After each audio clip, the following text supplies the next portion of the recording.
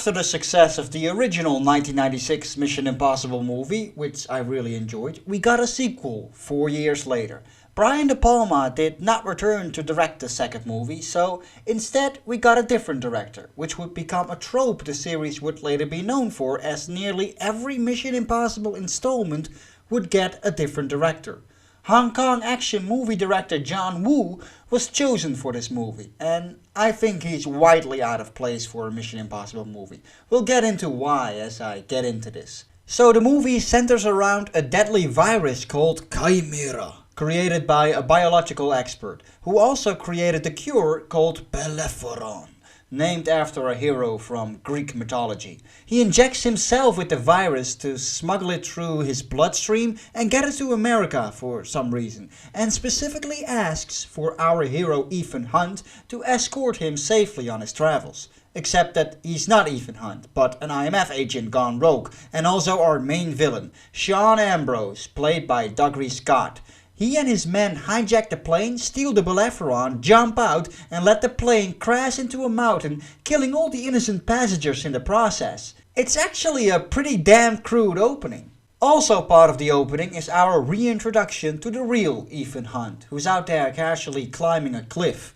And although it's damn impressive that Cruise is actually hanging onto this cliff for real and all, it immediately shines through that this movie goes all, look how awesome and cool Tom Cruise is, kind of in an overly self-important way that this movie is just packed with, much more so than what we saw in the first film. He now has long hair too, and John Woo woos us with plenty of slow motion to punctuate his long hair and awesomeness. It's really ridiculous. So the IMF shows up, fires a rocket, Ethan gets his mission through his sunglasses, and his awesomeness is punctuated some more in slow motion as we get into the opening titles. The music has that exact same style of trying way too hard to try and make everything seem badass. The Mission Impossible theme's rendition used in the first movie is classic. It's really good. There are two great moments when it's used in the first film. First with this moment. And you really think we can do this? We're going to do it. And then also when he jumps onto the helicopter in the climax. Even as a Bond fan, I am totally grinning when the Mission Impossible theme pumps up in those two moments, let alone to a die-hard fan of this series. It is the business. Here in the second movie, however, we get a Limp Bizkit type of metal early 2000s version of the Mission Impossible theme, and it only adds to the look how awesome we are factor this movie seems to go for. I'm sure there are people out there who really enjoyed this, but I think it aged pretty badly, and it's not nearly as timeless and badass as the theme from the first movie. So Hunt is instructed to recruit 3 members for a new mission on which he will be instructed later, and one of these members needs to be Naya Nordhoff Hall, a professional thief currently located in Spain, played by Tandy Newton. So we get some more unnecessary dramatic slow-mo shots of Hunt making eye contact with her, and she with him, and he with her, and see with him, before we get into the scene of them playfully meeting in a restroom upstairs, where Naya is cracking a safe. Do you mind if I'm on top?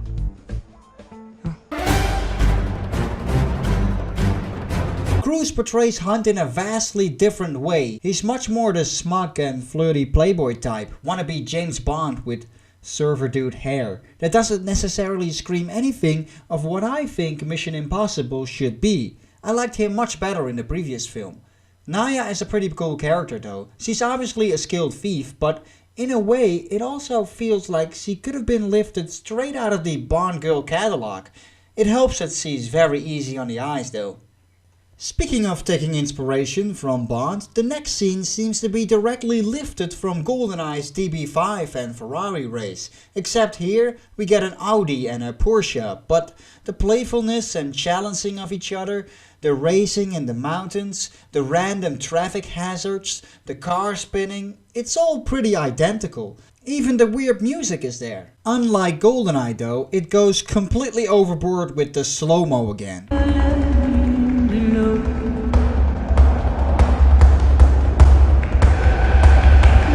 mean, it's trying so hard to be cool and stylish when it's really not. I mean, this is cool. This is cool. This is a commercial for shampoo. So it comes to a dramatic end of Naya hanging over a cliff with Hunt rescuing her. What's your name? And at this point you really wouldn't be surprised if Hunt goes, the name's Hunt. Ethan Hunt.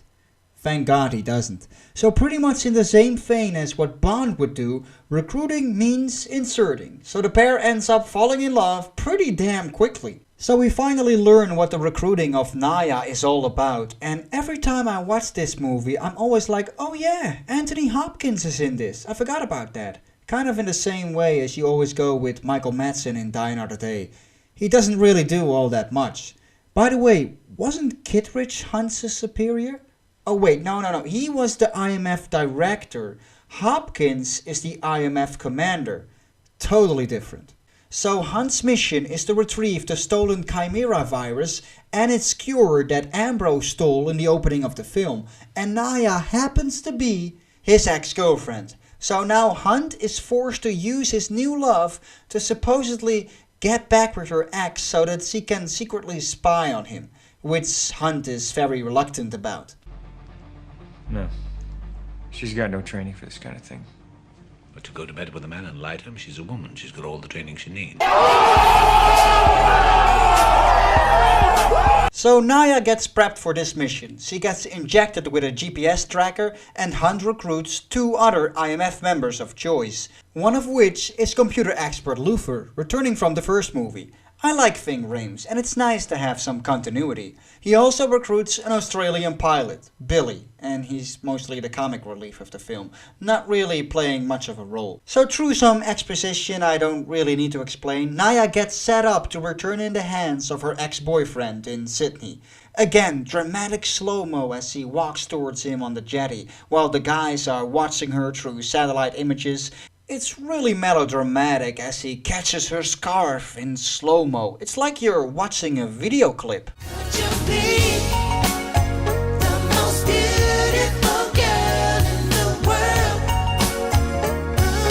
Ambrose is portrayed as this slimy, horny guy who can't wait to get it on with his ex, which I guess does make him a villain you quickly grow to hate, but mostly he's a pretty plain villain. He does get a moment where he starts to abuse his own henchman, Hugh, for no real reason. Just because he was like, hey, maybe your ex-girlfriend doesn't all of a sudden love you again, you know, out of the blue. So he cuts off the top of his finger for that with a cigar cutter. Okay, pretty brutal. The middle portion of the movie is mostly about the characters finding out stuff. Like at the horse races, where Naya uses her sleight of hand skills to steal a camera and some information from Ambrose. And meanwhile, Hunt is also casually overlooking everything. You know the villain actually knows Hunt really well. For being the guy who's good with disguises, now seems like a pretty perfect opportunity to be wearing one. But no, Hunt doesn't bother. So we learn that Ambrose is in cahoots with John C. McCloy, the CIO of Biosite, the company that produced the Chimera virus. And through the digital camera, we learn quite how deadly the virus really is, turning the blood cells of the victim into self-destruct mode, and after a 20-hour dormant period, it can no longer be cured by its antidote Beleferon. There's another moment that confuses the heck out of you if you are a first-time viewer. McCloy gets kidnapped, and the scientist that created the Chimera virus is all of a sudden at his bed in a hospital, alive and well. He clearly died in the plane crash opening of the film. Of course, it just turns out Hunt pulled another one of those signature Mission Impossible Scooby-Doo reveals to get some information out of him. But unlike in the first movie, now they are able to reproduce the voice of the guy they're impersonating as well from this movie onwards, which sometimes makes it even easier to trick the audience, you would think. Not so much in this movie though. So basically Hunt did this to learn the motives of McCloy, who turns out to be a pretty corrupt, greedy bastard who just wants to make money off the virus. They just make McCloy believe all of this was just a dream. I guess he simply just falls for it and shrugs it off, not really giving any of this any deeper thought. Okay. We get another one of those Scooby-Doos of Ambrose tricking Naya disguised as Hunt, supposedly trying to warn her, but now learning that she's working with Ethan instead. But since we know Hunt is here and not there, there's no real surprise here. Also, when Tom Cruise plays someone impersonating Ethan Hunt, you can tell immediately by how intense he plays it. And by the way, didn't they put a tracking device into Naya so that they could keep an eye on her at all times? Shouldn't Luther be able to see that Ambrose tricked her and tell her about this? Guess I just happened to miss this bit. Anyway, we get a bit more exposition. Since Ambrose stole the only available sample of the Beleferon cure, he now has a cure without a virus. He needs McCloy to supply him with a sample of the Chimera virus for his big evil scheme. The virus is available at the Biocide company, so Hunt needs to break into the building and destroy the last virus samples to stop Ambrose, who's now a step ahead of Hunt and knows what he's planning to do. So just like in the first movie, we move into a signature Mission Impossible heist scene. Of course, the building happens to have shutters on the top of the building and a large air shaft for no real reason, and it makes zero sense, but I can easily give that a pass in these movies, as the heists usually make for some pretty exciting scenes. I like that they homage the first movie with the rope and Hunt hanging down over the ground in silence and stuff, but all of that is not nearly as memorable and iconic as the CIA heist scene in the first movie. Anyway, so Hunt breaks into the building. He's able to destroy 2 out of the 3 remaining Chimera virus samples, but the third one gets dropped in a gunfight. I believe it's the first time we see Ethan Hunt actually firing a gun, as he didn't even get to do that in the first movie. But it's all pretty disappointing.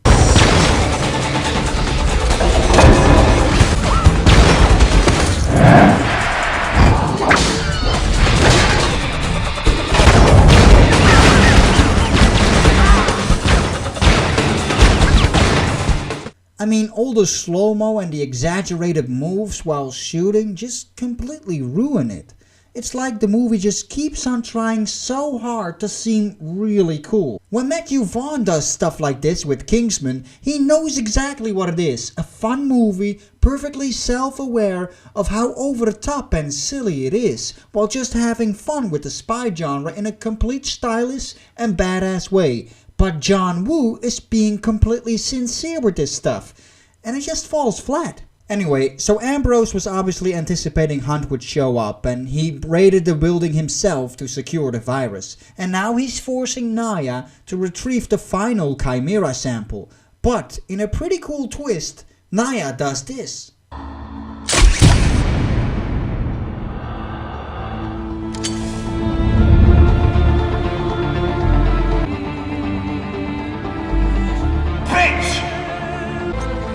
You're not gonna shoot me, Sean. Not this bitch. She's worth 37 million pounds. I like the character of Naya, and this easily is her most memorable and badass moment in the film. So now that Naya has infected herself, Ambrose can no longer kill her, and Hunt has 20 hours to get her the Beleferon cure before it's too late. I never got why Hunt just leaves her in the building though and just escapes. Why not try and take her with you? You know that Ambrose can just take a blood sample of Naya now and still get the virus and kill her then. It's quite weird. So this whole time the movie is still set in Australia, by the way. It's a location that isn't often used in spy films. Certainly not in any of the Bond films as of yet, but unfortunately the location isn't really utilized in any exciting way. It could really be set in any city and the plot would be the same. So Ambrose is setting up a meeting with McCloy at a weird Biocide storage facility. He wants to sell the Beleferon to McCloy. Again, the more I think about the plot of the movie, the more things I'm questioning. So Ambrose stole the only available Beleferon in the opening of the film. Why didn't they keep any of the other samples of the antidote in reserve? They did keep 3 samples of the virus, why not the cure? And now they're even at a freaking Biocide storage facility. Shouldn't they have at least kept some of the Beleferon here?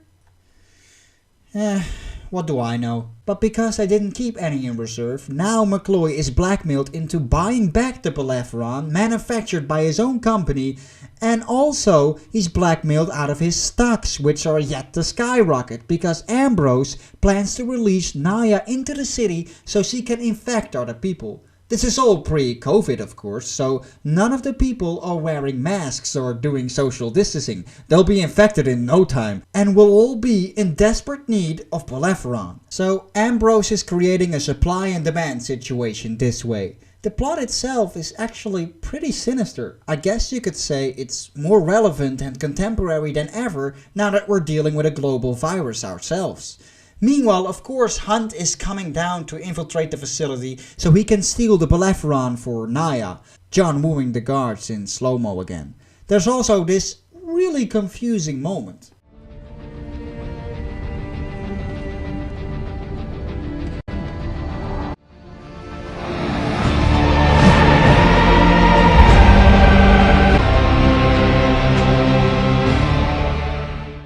I don't get it. What's the significance of that dove and Hunt just walking past trying to seem cool, piercing his eyes at us?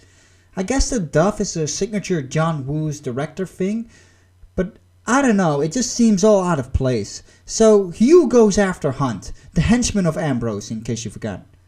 And it clearly seems Hunt has the upper hand on him. But what do you know, Hugh walks in with Hunt captured, not making any sound and being placed on the ground helplessly with Ambrose supposedly killing him. I wonder, did anyone watching this actually fall for this? I mean, even before Ambrose starts shooting him, Cruz not moving his lips while he's in pain really gives it away. So yes, of course it turns out to be another Scooby-Doo as we see the hurt finger and it is revealed that it's Hugh and not Hunt, and that Hunt got away wearing a Hugh mask with the Bellerophon that he came for. It's an amusing badass escape and nice one-upping of the villain, but I can't really say I ever really fell for this twist. So again, the movie tries really hard to seem cool as Cruz puts on his sunglasses for no reason, it's not even sunny, and he does some more of the required slow-mo diving. That's what we came to see. So two fast motorbikes just happen to show up and this ensues a motorbike chase between Hunt and Ambrose. Cue some explosions with Tom Cruise emerging wearing his sunglasses in more slow motion with the metal Mission Impossible theme playing, and you get this bike chase in a nutshell. Fair enough though, Cruise is known for doing his own stunts, and again, it's impressive that you know that he's doing this stuff for real, so I will give him the credit for that. It's not a particularly bad chase or anything, but the direction just makes it all a bit lackluster and uninteresting at this point. The bike chase comes to a dramatic ending at the beach of Hunt and Ambrose driving straight at each other, jumping off mid-air while the bikes explode. It's really ridiculous. This cues the final fight between the two. This is not gritty John Wick type of fighting though, this is John Woo Hong Kong movie style fighting. Plenty of slow-mo with dramatic music playing over it, and it just goes on and on for minutes. This stuff may as well be a Street Fighter video game.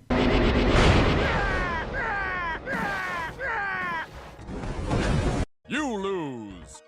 The part that really impressed me about this whole fight is this tiny moment of the knife reaching Tom Cruise's eye. This is another thing they did for real. No trickery or CGI used here. That knife is genuinely that close to his eye.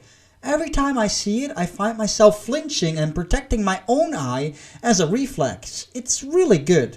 Apparently the knife was strapped to a safety strap and it would lock in place, unable to move any further than this. But still, Cruise has balls of steel to just lay under there and do a couple of takes of this stuff. You really gotta rely on that safety strap working well. That tiny moment was way more impressive to me than any of the actual fighting.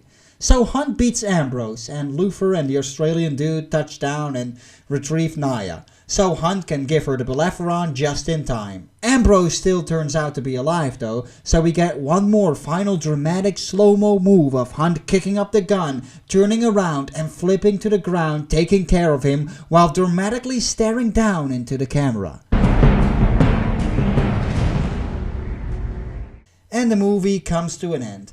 Naya gets cured, her criminal record gets cleared by IMF, and Ethan starts a romantic vacation with her in Sydney.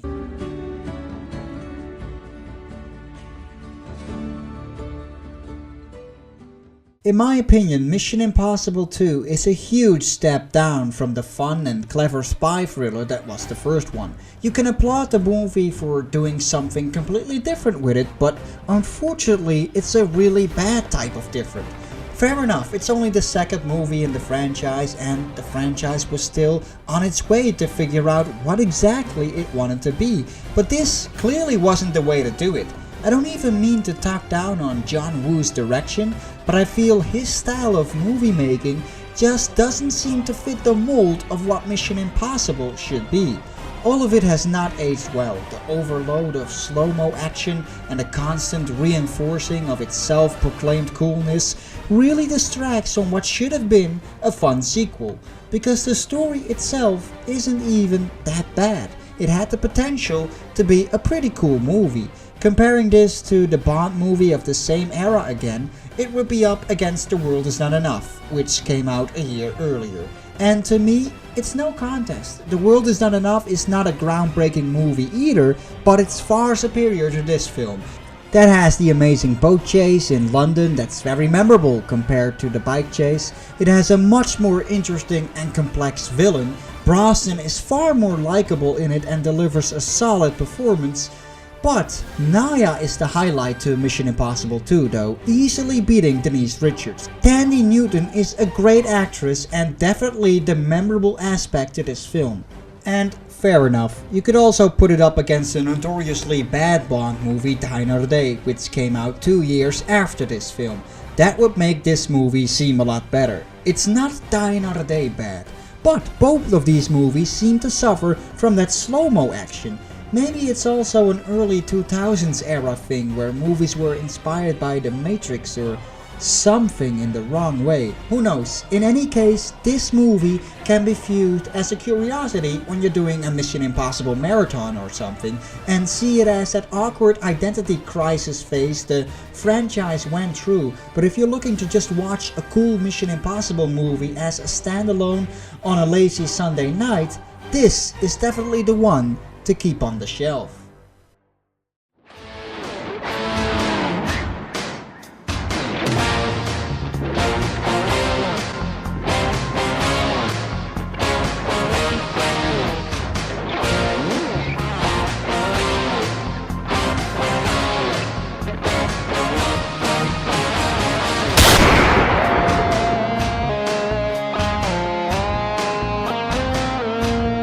Thanks a lot for watching my video. Do you like my work and would you like to help this channel grow? Well, consider becoming part of the exclusive DBF community and help support my channel.